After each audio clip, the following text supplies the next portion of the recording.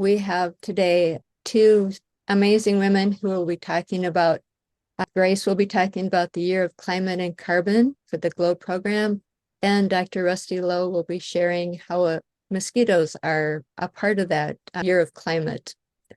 So I have, Rusty, if you have any other introductions for Grace, or Grace, if you have any introductions for yourself. I wasn't sure exactly Oh, yeah. how Well, deep I should go. no, you know what? Grace is the Globe Science Coordinator at the Globe Implementation Office.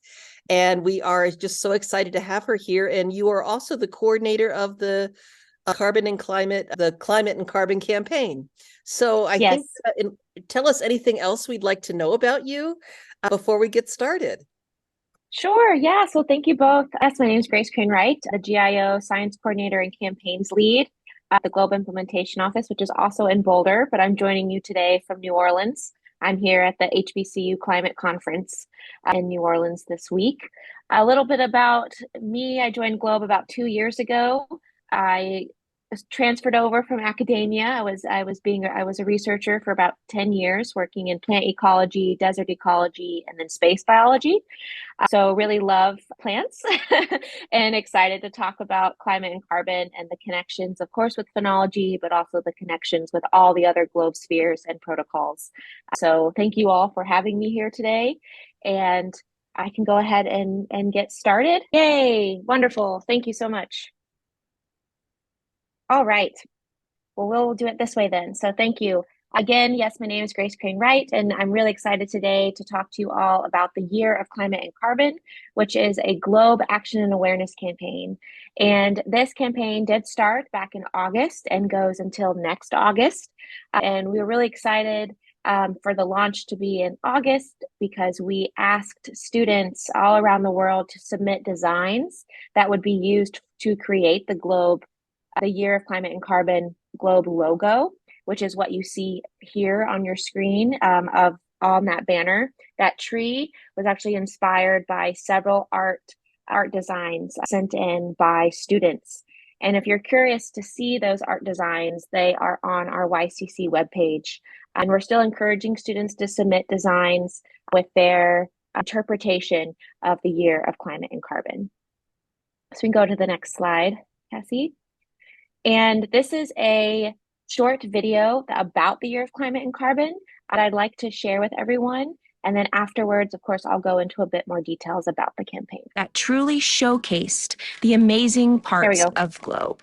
From August of 2023 to August of 2024, the GLOBE program will be showcasing the many ways to get involved through the GLOBE Year of Climate and Carbon. The YCC campaign aims to build awareness around climate-related campaigns and IOPs taking place in the different GLOBE regions, while also encouraging the GLOBE community to better understand climate and carbon on local scales.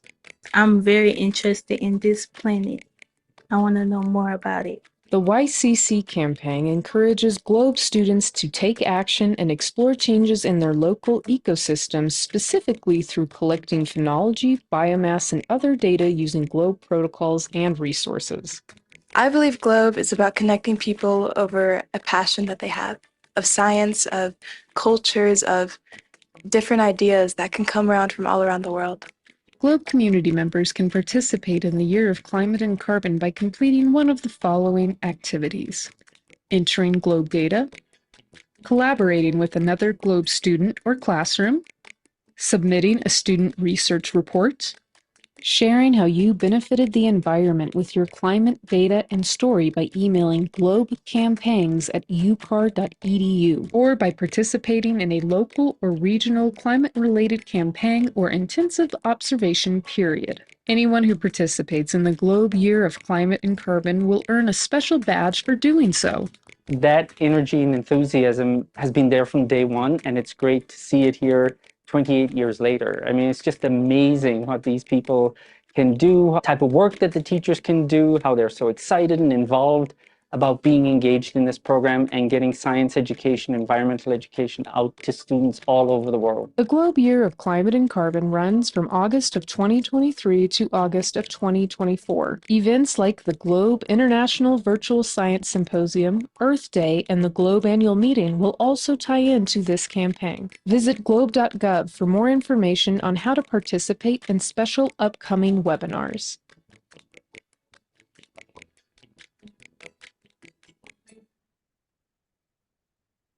So I will go take the next few slides to really go into detail about how to participate in the Year of Climate and Carbon. So if you click again, Cassie. So the purpose of this year-long campaign is to really build these student climate and data literacy skills. And this is by encouraging the students to explore their local environments by using GLOBE protocols and data to improve their understanding of Earth system changes over time. Click again.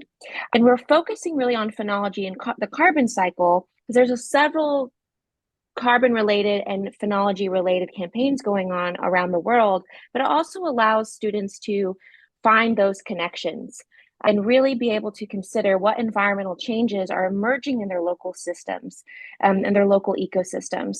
And we really want them to start by doing that through phenology and biomass data. So you can go to the next. And again. And so students are going to be able to practice these grade appropriate aspects of what we call climate literacy and data literacy through their participation in this campaign. And really, what is a climate literate individual? So the Climate Literacy Guide put out by, I think, the US Global Climate Office with a lot of other entities involved. It's actually being updated this next year. But they really focus on what creates a climate literate individual and what can start building these attributes of an individual that's understanding their climate and critically thinking about their climate. And so that one of them is understanding these essential principles of Earth's climate system. So understanding how the Earth and all of its systems are interconnected. Next, please. Knowing how to assess the scientifically credible information. So that really goes into data literacy, understanding what the data means, how to interpret it, how to use that data, how to really communicate about climate and the changing climate in a meaningful way. And that's where we're promoting the students and the participants to tell their own climate story. What is happening in their local environment that then potentially has an impact on a global scale. And lastly, for a climate illiterate individual is the ability to make informed and responsible decisions with regard to actions that may affect the climate or actions that may impact their community. And this is really building those skills. So when these students or these participants are later on in life, they are making these informed, critical thinking decisions because they had a story to tell about their local environment. So you can go ahead to the next slide. And again, and so students are going to be able to contribute to this YCC campaign through multiple ways. They're going to contribute through this global narrative about the changing climate and beginning with those local perspectives and develop their ability to really, go to the next, learn about and explore those essential principles of the Earth's climate system. They're going to be able to learn about, go to the next please, and explore those interconnections with other protocols. So today I'm going to talk about a few of the protocol bundles that we offer in GLOBE and really ways in which you can connect specifically mosquitoes to these other GLOBE protocols to really start to tell a story around potentially a mosquito-based question. As well, the students are going to have an opportunity to organize and analyze and visualize their data, not only using GLOBE and other NASA databases, such as satellite missions that are collecting data, but also encouraging local databases. So what's being collected from your local weather station, from your local universities, your local institutions? What other databases can you look at and compare to? And lastly, we're really asking the students to share their carbon-focused stories, to inspire one another, but to inspire also further action that will benefit their local environment and the entire GLOBE community.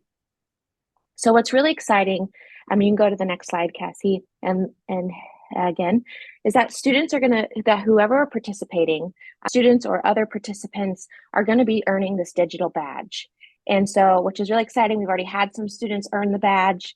This can be put up on your Globe My page. This can be printed out and put up on your wall. I love the artwork, so I encourage that.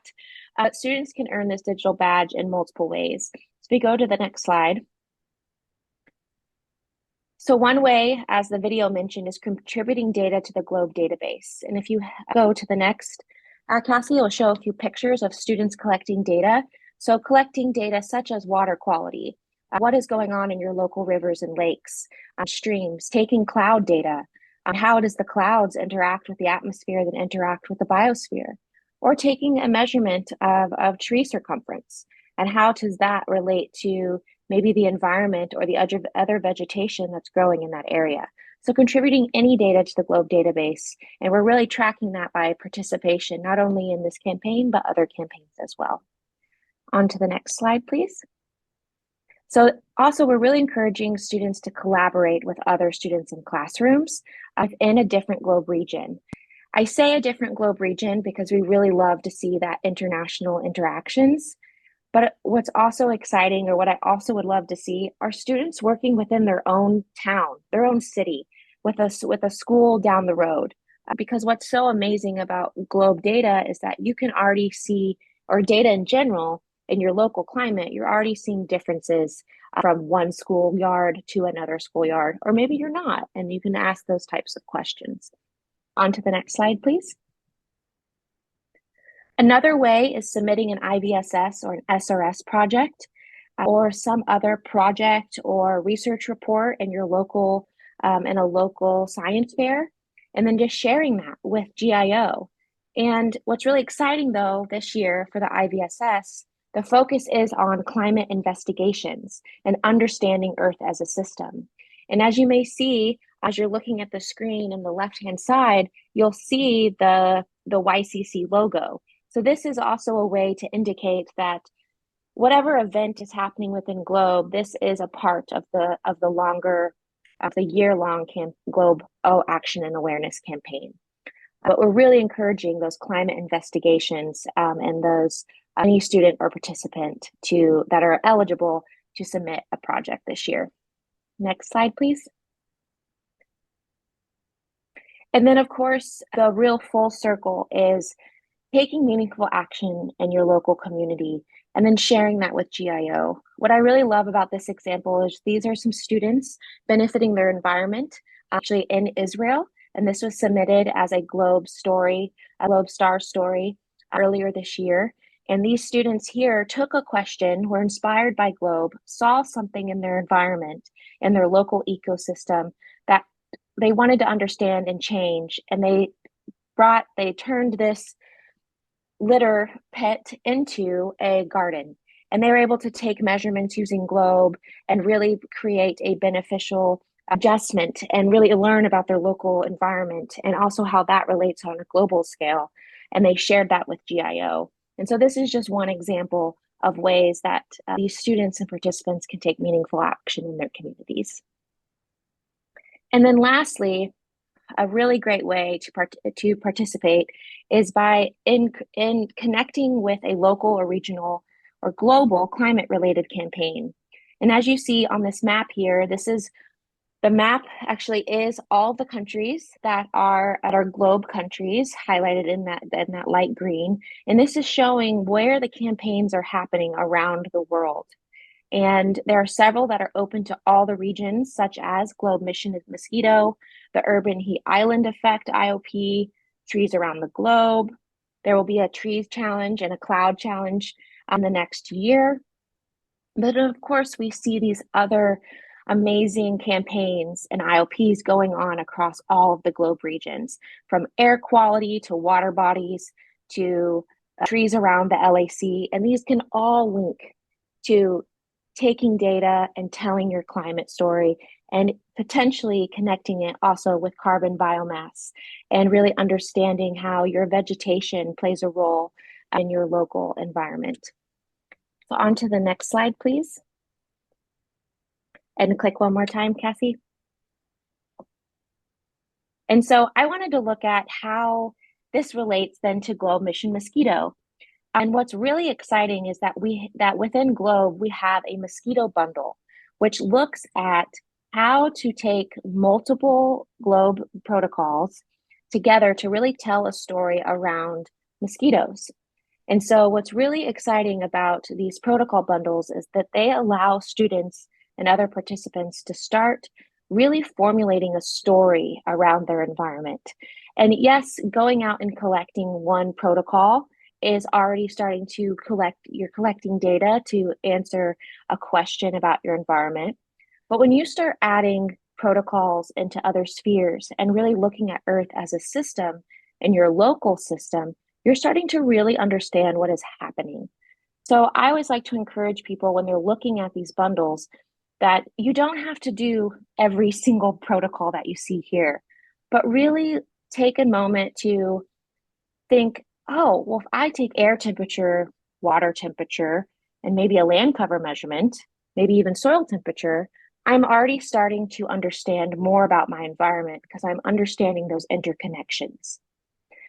Another protocol bundle that I think relates really well to mosquito-related questions is water quality. If you go to the next slide, please, Cassie, you'll be able to see the water quality bundle.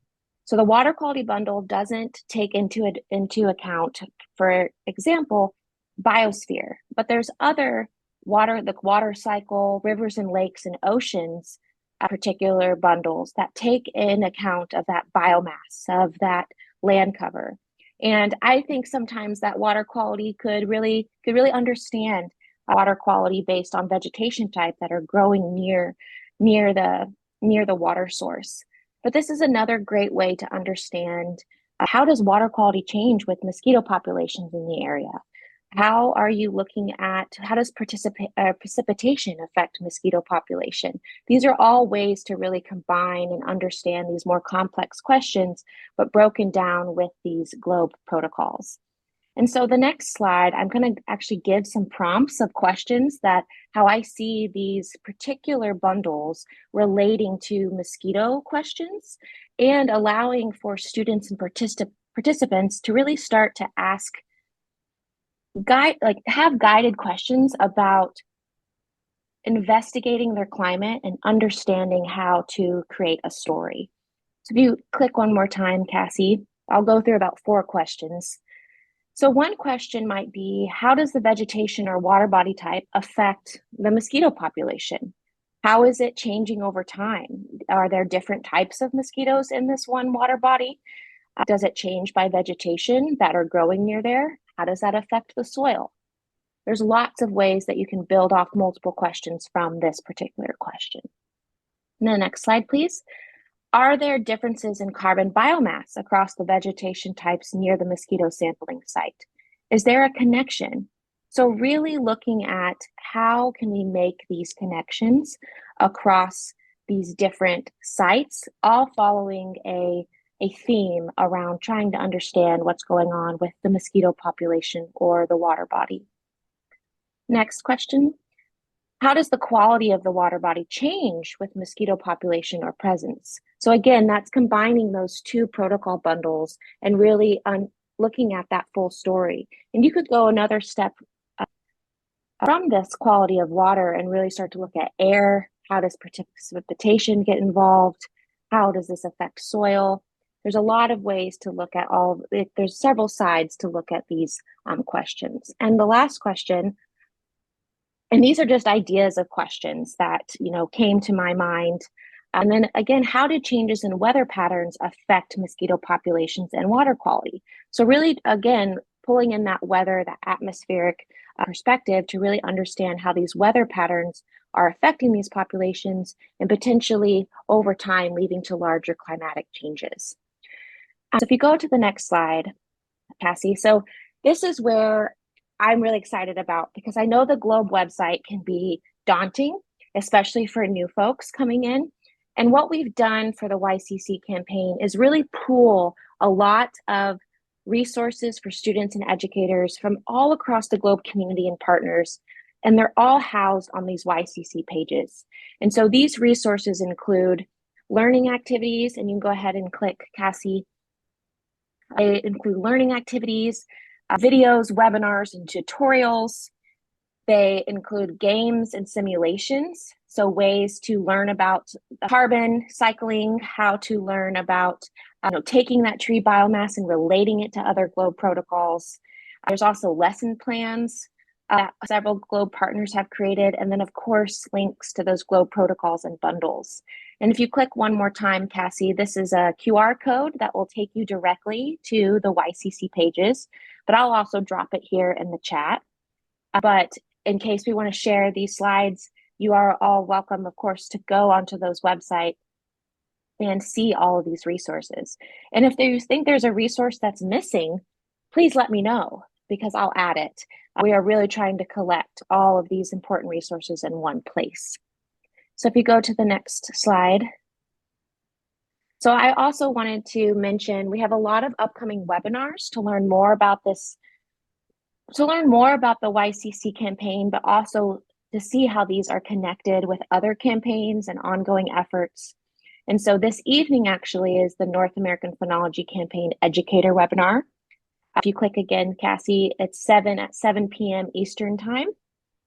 And then on October 25th, there will be a very detailed presentation about how to use the climate GLOBE protocol bundles to tell these climate stories and to use them in your IVSS projects. So that's really going to be a presentation about breaking down the different protocol bundles and prompting questions, kind of similar what I did today with the 2 bundles, but really focusing on all of the bundles. And then later on in November, there will be a webinar that's looking at how does this GLOBE data that we're collecting through the YCC campaign and other campaigns how is it potentially used in these global climate models? How are we understanding climate using GLOBE data on a larger scale? And this talk is going to be with 2 scientists from NCAR's Climate and Global Dynamics Lab. And this will be a live webinar via Zoom. And the date is still to be announced. Please check back to our website. We'll have that link posted very soon. And then lastly for this year, there's a Europe and Eurasia Phenology campaign. Our Autumn with Trees is going to be focused on their green down season and really having some scientists talk about green down and the data that's been collected through their phenology campaign. And that's happening on November 29th, I believe at 1 p.m. CET. And so this information is already up on the website. So if you'd like to join and hear more about what's going on in Europe and Eurasia, which is at the same hemisphere as us, or here in the North America, there's also a campaign going on in the LAC region. They're currently experiencing green up. And so this is a great also way to compare. And if you hit one more time, Cassie, you'll see that we have more webinars coming in 2024. One, for example, is going to be with Dorian Janey, who does a lot of GLOBE work with the Global Precipitation Measurement Mission. And we'll also have a presentation with the new NISAR NASA mission, which is a mission looking at collecting some Earth data and really showing how GLOBE data can collect these satellite data measurements. So if you go to the next slide, Cassie, I think it's my end. Yes. So thank you so much, Cassie, for your help. Thank you all for being here today. I will see if there's any questions in the chat. I encourage you all to reach out to our GLOBE campaigns at ucar.edu email if you have any more questions about the YCC campaign or how to connect it with, what your climate is doing, how to connect it with what's going on in your area, or if you're interested in creating a new campaign or a new local event. I'm always happy to help answer those questions. So thank you all for being here and listening to and about the Year of Climate and Carbon. Thank you very much, Grace. There is a question. If someone hasn't been trained to a specific protocol, for example, air quality, can they still participate in the campaign?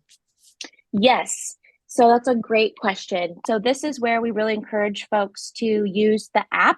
So you can always become a Globe Observer through the application, the Globe Programs app, Globe Observer, and you can automatically start taking some measurements specifically around trees, mosquitoes, clouds, and land cover, I think are the four.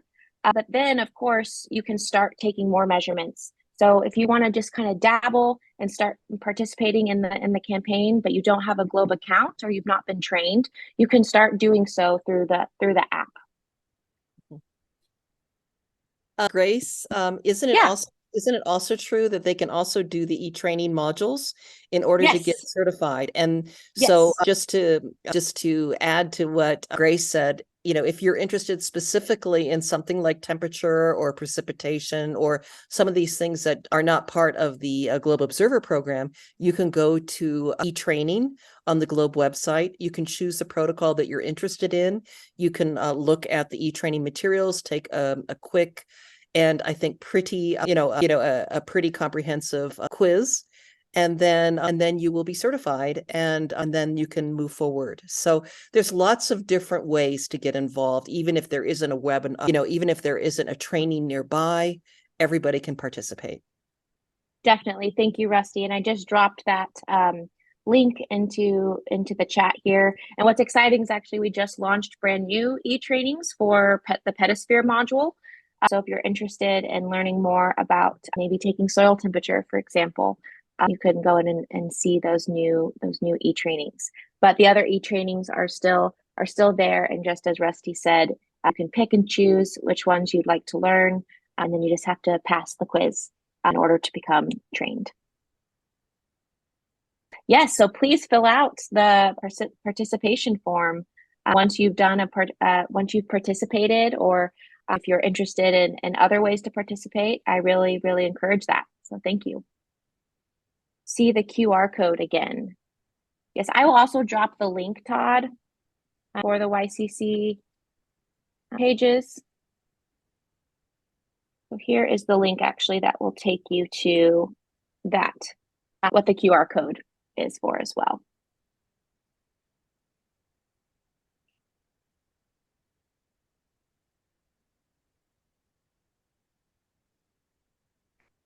And then I'll put the Globe Campaigns email.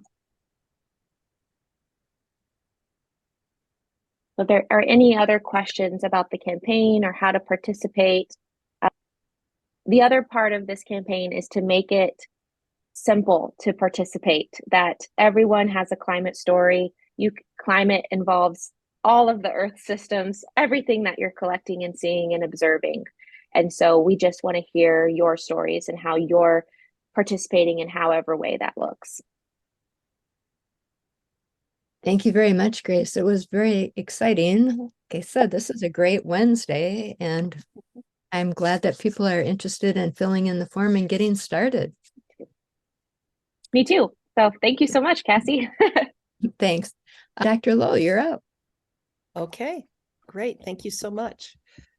Okay, well, I'm going to be complimenting some of what Grace has just talked about, and I'm going to be sharing my screen now. Here it is. Okay, I'm going to do a slideshow. So here we are. Can you see this? Yep. Okay, great. So I'm going to talk. Turn off. Oh, do you need the French on? I guess not. I think it's always great to have a language on there besides English, but I'll take it off. Oh, no, that's fine. I didn't know if you meant that. Never mind. Okay. Yeah, we are working a lot with mosquitoes in Africa right now. So I think it's great to have the French translation on here. So welcome everyone to talk a little bit about mosquitoes and climate change. My goal here is to give people a little bit of understanding about climate change, because that is really what the Climate and Carbon campaign is all about.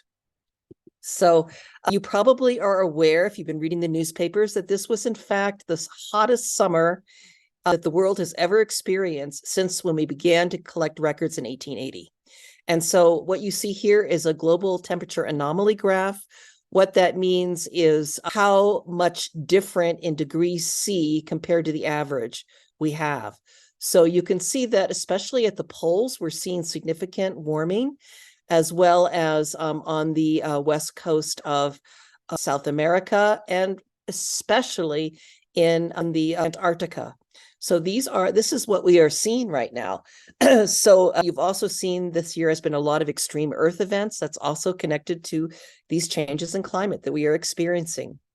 And when you talk about what causes climate change, most people are aware of, we're saying, well, temperature is rising because of the greenhouse effect, because of the carbon compounds that are being put in our atmosphere, especially CO2 and methane, but also nitrous oxides and other things. But it's basically an energy equation. What goes in has to come out. And so if you have a climate where things are not changing, but they're in stasis, basically you're looking here at a bunch of different arrows going up and down. And if those numbers there, which is a mass balance equation there in petrograms, what you'll see is that it should go, one number should equal the other number, right? That means there's no climate change happening. If we are putting more CO2 in the atmosphere than is being absorbed, then we have the problem. And so while we talk about climate change being largely responsible from the burning fossil fuels, you can see here there's a bunch of other things that are human activities that are contributing to this. So climate change is very much an anthropogenic or a human problem. So a lot of people say, well, we know there's a lot of changes in our solar system. For instance, there's sunspots. And we know that when we have sunspots, we have, increased solar activity or decreased solar activity. So you can see here that there's a graph here, and you can look at the yellow squiggle, and you can see that sunspots really have not changed since 1920. It's about the same. And you can see that on the other hand, looking at the CO2 that is being released, that curve is really lockstep with the global temperatures that we see. And you'll see that we only started collecting atmospheric CO2 in 1957. That was the International Geophysical Year. That's when Mauna Loa started collecting that data. So prior to that, we have complemented that data with isotopes, with ice core data that we have obtained from trapped air in the ice cores. So you can see the temperatures are moving up. It is directly related to CO2. So there's really no question about this. But people have often said, why is it a big deal? 1.1 degrees Celsius, every day there might be more than that change from day to night. But what you need to understand is this average over time and how it impacts the Earth system. It means there's more energy in the Earth system. That energy then accelerates the hydrological cycle. It also warms the ocean. And then all these things contribute to changes in Earth events like more hurricanes and so on. So 1 degree global change is incredibly significant. And just to put this into context, we had a 1 to 2 degree drop during the Little Ice Age, which was just around the 12 to 1400s there. And it really caused a lot of dilemma, particularly in Europe, where we have a lot of data. There was a lot of famine during that time. So 1 or 2 degrees is really a lot. And a 5 degree drop was enough to bury North America under ice. So the glacial times that we experienced, the Ice Age, we're not seeing more than a 5 degree drop in temperature. So this number is really a big deal. So before I got involved in what I'm doing now, I just wanted to give you a little background. So I was in paleoclimate research, and there's me in the field. What we do is we collect cores, and you can see those cores have lines in them. That's like a little layer cake. That is a story from bottom to top of how the climate has changed. And then we look at those cores using a wide variety of analyses of isotopes and geomagnetism and so like that. I spent a lot of time under the microscope looking at pollen grains and other kinds of proxy data of climate. So I'm really interested in showing you how carbon dioxide and temperature, it's this work that was done by paleoscientists that clued us into the importance of carbon dioxide versus temperature. And we can see that over the past 400,000 years, once again, temperature and carbon dioxide changes over time. We're seeing here glacial and interglacial cycles. And the point here is that the most recent change is because of human activity.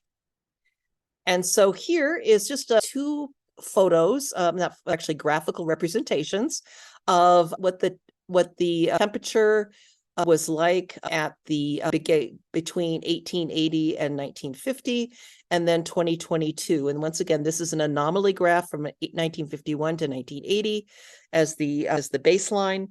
And you can see, once again, a lot of warming on the poles. This has significant implications for our whole climate system, which is what we are, sampling and looking at and trying to understand place by place using the GLOBE protocols. So scientists are actively researching and publishing about the impacts of climate change on mosquitoes, and we just don't have time to talk about all of that. But if you're interested, look here that in 1950, there were just 2 articles on climate, on global warming, here looking at Aedes aegypti. And then by the time we come around to today, there's more than 40 articles that are being published about this. So it's a big area of research. There's a lot we can talk about and a lot that we know. But in general, insects, not just mosquitoes, but all insects are highly sensitive and responsive to changes in temperature because of their physiology, their life cycles, the ecological relationships that they share with other organisms and plants. And, here are some of the things that really make them so sensitive. The big thing is they have short generation times. So like us, where, we might reproduce every 20 years, human generation is every 20 to 25 years right now. They might have 2 or 3 or 4 or 5 generations over the course of a year. And when we have a warming climate, we can get even more generations of insects that are happening. This allows for rapid adaptation and evolution, and also population explosions. They also are highly sensitive to temperature because they are ectotherms. That means they can't control their own heat of their body like we can. Their temperature is regulated by their surrounding environment. And so what this means is that when the temperatures are warmer, their physiology responds in ways that we don't. And what that means is with warmer temperatures, the metabolism goes faster, that accelerates their growth rates. It changes their feeding habits. It influences their physiology. And this also leads to shifts in population dynamics and distribution. They are very adaptive to different habitats. So if climate change opens up a space where they were not able to survive, and they can pretty readily find themselves a nice ecological niche that they can stay. And finally, we're seeing all over the world a range expansion and migration of insects, which is the result of changes in climate. So many of you who have been to one or more of our webinars, that this is one of my very favorite images. It's done by a globe science artist that we work with, mosquito avatars of climate change. So this is what we're seeing. This is what, if you're using the Globe Mosquito Habitat Mapper, the data that is collected, uploaded to our Globe data portal, we can begin to tease out what we are seeing with respect to mosquitoes in your community, in your city, in your country, and in your hemisphere. But we know, in general, mosquito seasons are starting earlier and ending later. Hitchhiking species are invading new regions. I talked about that last meeting. And these ranges are expanding as climate warms. And so this is what we're seeing that's really, really serious. We have bigger populations that are happening because of the warmer temperatures and altered precipitation. Extended mosquito seasons. You may have already said, hey, wow, I live in Minnesota. We never had mosquitoes in March before, but now we are. We never had mosquitoes in October, but now we are. Expanded geographical range of different mosquitoes. We're seeing that here in the US as well. And we are seeing that especially in Europe at the same time. We have altered disease transmission patterns. And for those of you in the US are probably aware of it, for the first time since DDT, we have malaria being transmitted locally in Maryland and in Texas and in Florida. This is frankly terrifying. So these higher temperatures are going to accelerate these changes. And also remember that mosquitoes are carrying pathogens. These pathogens are viruses. These pathogens are parasites. You need to look at Liz's Beyond the Bite to find out more about that. But they also have their own essentially life cycle or developmental cycle. And so this is shortening their incubation period and increasing the rate of disease. So you can see that, wow, climate changes are significant to mosquitoes. And, you know, the last part that I just wanted to mention here is that humans are responding to climate change. And mosquitoes are also, and have been historically for more than 10,000 years, you know, they have been our constant companion. And as people have become climate refugees, migrations are taking place because, you know, areas are flooding or things are too dry to grow and people are moving. And we're seeing this everywhere. And when people move, mosquitoes move. And this is one of the major ways that we are getting mosquitoes that we didn't used to have in some places coming to new areas, adapting and naturalizing. So this image here just tells that story from historical perspective, that in the 1400s, you know, we had the great explorers of the world going from Europe to other parts of the world. When they did this, they brought barrels of water. When they brought barrels of water, they brought Aedes aegypti with them all over the world. And that's how that mosquito moved from Africa to it now all over the place. Same thing with tire trade in the 1970s. Mosquitoes, Aedes albopictus, another mosquito that's responsible for dengue, Zika, yellow fever, chikungunya. Those mosquitoes made it all around the world in used tires. So the story of mosquitoes and where they're found is a climate story, and it's a human story.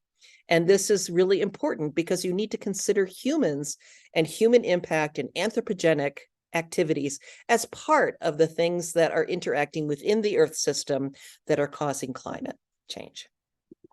Okay. And so I just wanted to show you here that the 10 largest movements of people were climate related. They're just showing here the Southeast Asia. But I think we're going to be seeing more of this as we have more of these extreme Earth events that are causing people to have to leave in order to survive. And this is something that mosquitoes are taking great advantage of.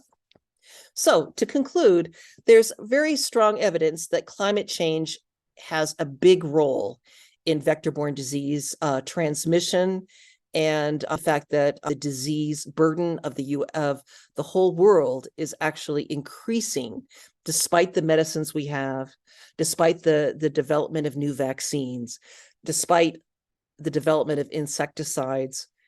It is still increasing. So this is very scary because more people have died from mosquito bites than any other environmental danger in human history. So this is a big deal.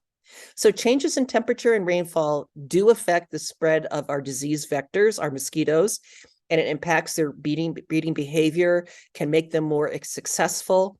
And right now, I'm a part of a class where we're looking at El Nino with respect to human diseases. And El Nino, this is an El Nino year this year, and that is causing very serious problems with, we have now a dengue pandemic, excuse me, in Central America, Caribbean, and South America. And that's largely because of this climate oscillation that we call El Nino. It's a quasi-periodic change in the temperature of the Pacific, happens every 4 to 6 years, and it really has big impacts on where and when we have precipitation and high temperatures and low temperatures around the globe. So we can talk more about that later, and I think we're even planning next spring to have a talk specifically about El Nino. But higher temperatures and more rainfall is making a more suitable habitat for mosquito breeding.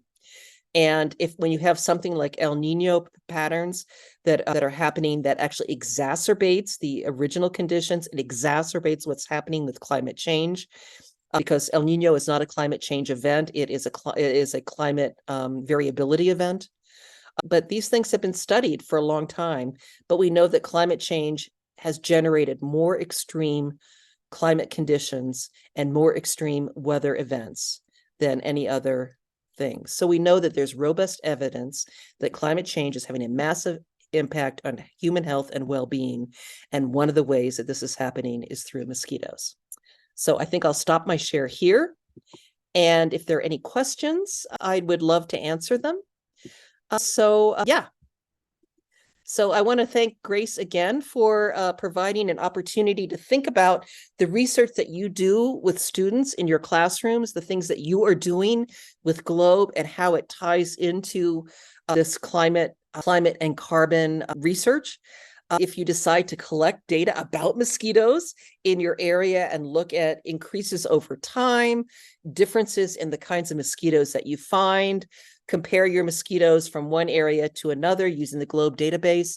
There are also lots of scientific papers that you can look at that can help you understand the things that we're seeing, and your data can be used to either, basically support what research is being found, or maybe your data does not conform to the model that's being developed. And both those things are incredibly important science outcomes that you can do with do yourself as a citizen scientist, or you can do with students. Rusty, there is a question. First, an accolade, incredible presentation. And they'd like to know, what's the next step locally when someone identifies a specific species of mosquito that transmits disease? This is a fantastic question. And I think I see this as coming from maybe someplace like Greece, perhaps. But yeah, there's a lot that we're doing with the GLOBE Mosquito Habitat Mapper that will help you. So for instance, when you collect your mosquito data using our tool, the GLOBE Observer tool and the Mosquito Habitat Mapper, the data that you collect is very important. And one of the things that we are asking for is for you to identify the land cover where you find it. The land cover tool is also there, but also to provide us photographs of where did you find the mosquito? What kind of habitat was it? And then take pictures of the larva. And we have these, these little clip-on microscopes that have been distributed through the GLOBE community. You can also get them online for about $5 from your favorite app store. Not app store, but your commerce store on the web. And then you can use this to take pictures of those larvae. Here, now I'm answering your question. So if you find a dangerous mosquito, you have the opportunity using the app to say, well, I'm looking at this. I don't see a breathing tube on that mosquito. I think it's an Anopheles, right? So you can tell us what you think it is based on the dichotomous key that we have here. But, so I'm not always completely sure of what I am seeing, even though I've looked at a lot of mosquitoes. And it's understandable that you're not an expert either. You're not sure.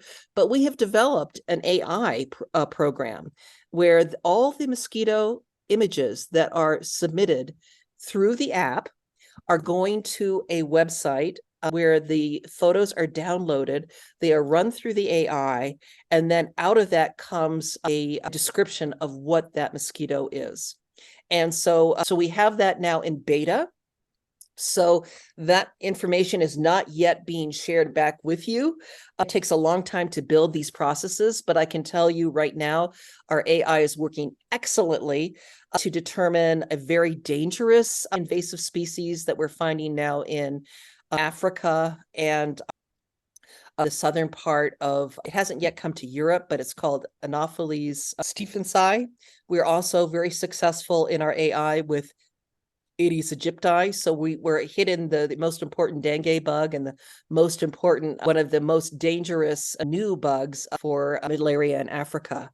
So yes, so just if you collect the data, it is the first step. And then that data can then be shared by your public health department, your students and teachers or citizen scientists can make local authorities aware that you have found these things.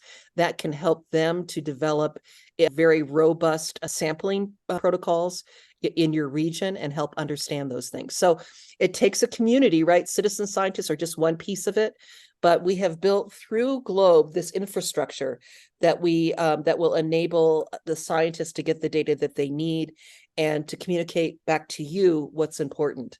So I hope that's a good answer. Thanks. Thank you, Rusty. I'd like to kind of wrap up our presentation today. Hang on just a second.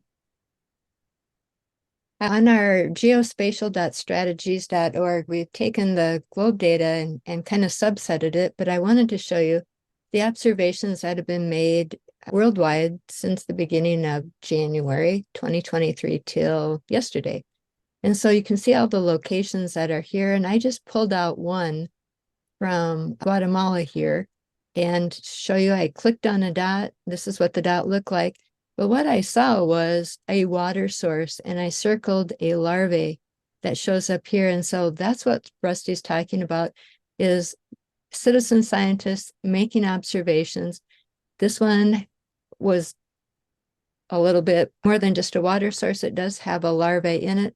The next step would be using that clip-on magnifier or some sort of magnification to pull that sample out of the water and get some finer resolution imagery of that larvae, so we could use that in the AI to find out what it is.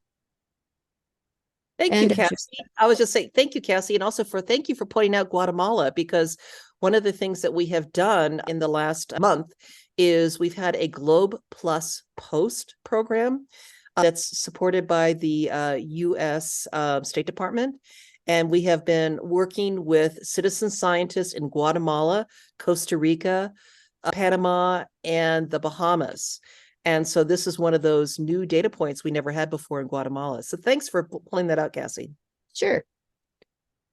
Our next webinar will be in November, and you can always find out what the topic is by going to the globe.gov, our Mission Mosquito webinar and recording page. But I'd like to point out that we have some new resources available, and we alluded to talking about Beyond the Bite and the infection detection today, but the Beyond the Bite is a disease guide of the 7 common deadliest diseases mosquitoes carry and the genus of mosquito that does that carrying. And so read about it in the Beyond the Bite and then play the game, the infection detection. So they're a nice pair on investigating mosquito-borne diseases. If you're working on building your own knowledge or with a group of students that you're working with, the Mission Mosquito Larva Hunters Guide is the student version of the activities, and we provided a facilitator's guide with more background information for you. Those in combination equal badges of accomplishment. We have a Mosquito Larva Hunter Level 1, Finding Larvae, and a Level 2, Identifying Larvae badges as you complete these activities. But I appreciate so much everybody taking time today to join us, and I've had a super good time, and Wednesday is definitely, again, wow for me. And thank you all for taking time. Grace, thank you very much. Liz, thanks for writing the activities. Rusty, thanks for bringing it all together for us. And if you have any questions, please throw them in the chat, or you can email anybody through the Globe webpage, and we're happy to answer your questions. Thank you, Cassie. Yes, thank you so much.